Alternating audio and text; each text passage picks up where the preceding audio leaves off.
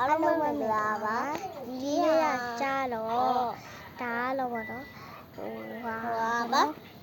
တိမ်နေပေါ့နော်ဟိုကလာနေဝင်သွားတော့လေ sorry နေဝင်သွားတော့လေတိတ်တာအဲ့လိုဖြစ်သွားတာပါအရင်မိုက်တယ်နော်မိုက်တယ်ဟာနောက်ကလေးတွေကပြန်ပြီးတော့ပေါ့နော်ချစ်စရာနောက်ထပ်ပြမယ်နော်ကဲဒီမှာပါအရင်လှတယ်မလားလှတယ်နော်ချစ်စရာလေးဟုတ်ကဲ့နောက်ဒီပါဘာ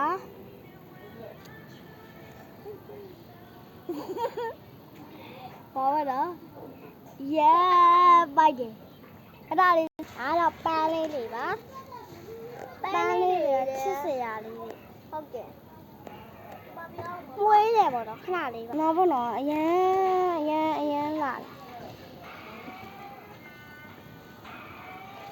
လာနော်ထပ်ပြပါမယ်ကဲနောက်တော့ပြထားတဲ့ဟာတွေ့ရမှာတွေ့ရဆိုရင်တော့ခုချစ်ချင်းပေါ့နော်အဲ့လိုမျိုးလေးတွေရိုက်သွားကြပါတော့အားလုံးဖိတ်ခေါ်ချင်ပါတယ်အားလုံးတတာ